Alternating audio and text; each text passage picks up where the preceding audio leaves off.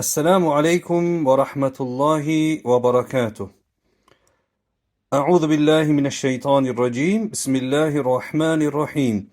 فكيف إذا جئنا من كل أمة بشهيد وجئنا بك على هؤلاء شهيدا. صدق الله العظيم.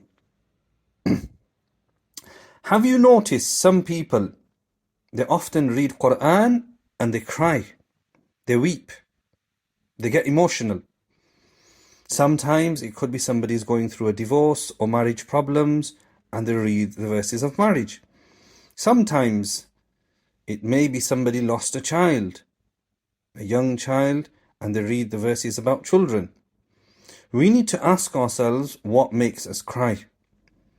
This is back to the importance of these short reminders and what I said in day one, لِيَدَّبَّرُوا آيَاتِهِ. The Qur'an was revealed so that we can ponder upon the verses.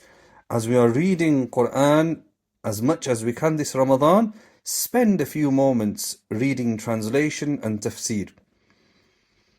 So then we will know what makes us cry. When we read the English translation or a language we understand, there may be certain verses in English which make you cry. One question I have is, what made the Prophet ﷺ cry? When the Prophet ﷺ was reading Qur'an, why would he weep? There is a narration that once a companion was reading verses from Surah Nisa until he came to a verse and the Prophet ﷺ said, Hasbuk, enough, stop. When the companion looked up, the Prophet ﷺ was crying. He had reached this verse, which is today's verse highlighted, فَكَيْفَ إِذَا جِئْنَا مِنْ كُلِّ أُمَّةٍ بِشَهِيدٍ. And O Muhammad ﷺ, how will it be that when we bring from every nation a witness, shaheed, وَجِئْنَا بِكَ عَلَى هَؤُلَاءِ شَهِيدًا. And then, O Muhammad ﷺ, we will bring you as a witness over all of them. We need to sometimes remember that when it comes to Islam and Deen, many times we just think about ourselves.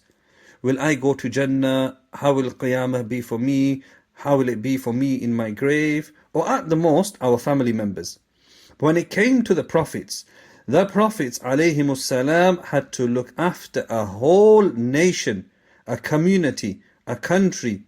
And as we know, Muhammad ﷺ was rahmatul lil alameen, a mercy to the worlds.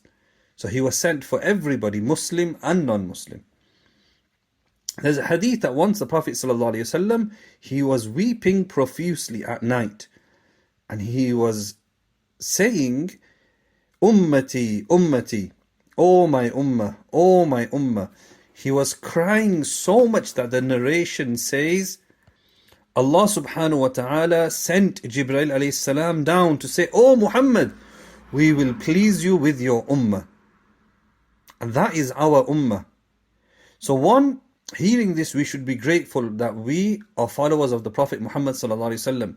Secondly, send abundant durood every day, particularly on a Friday, 100 minimum. It's just a number, any target, 200, 300, but it's easy to achieve that target daily, and on Fridays increase to 200, 300, or even 1,000 maybe in Ramadan. Now we need to look at our lives. If we look at our lives, we will go to the masjid daily in Ramadan, we will fast, and are we really changing? Are we reflecting? You go to the masjid, you'll see somebody shouting at the kids, you'll see somebody fighting over dates or water because it's near iftar time. Then somebody's having a debate about the moon sighting, which moon to follow. Is it 8 rakats Taraweeh or 20 rakats? We need to move away from this. We need to stop wasting time. We need to have the fikr and the concern that the Prophet ﷺ had in his night worship, where he was crying, Ummati, Ummati. My dear respected brothers and sisters, things won't change overnight. My video is not going to change anything. We need to get like-minded people who care for the ummah, who care for others, who show empathy, and maybe start a group. It could be something religious based, like a halaqah for brothers or sisters in the masjid or house or community center.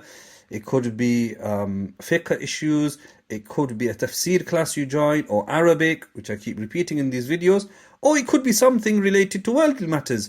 You start an exercise group, walking group, litter picking groups, anything to change the community. We have to start somewhere. The Chinese proverb is famous that a journey of 1,000 miles starts with one step. And I end with another Qur'anic verse that Allah subhanahu wa ta'ala, He will not change the state of a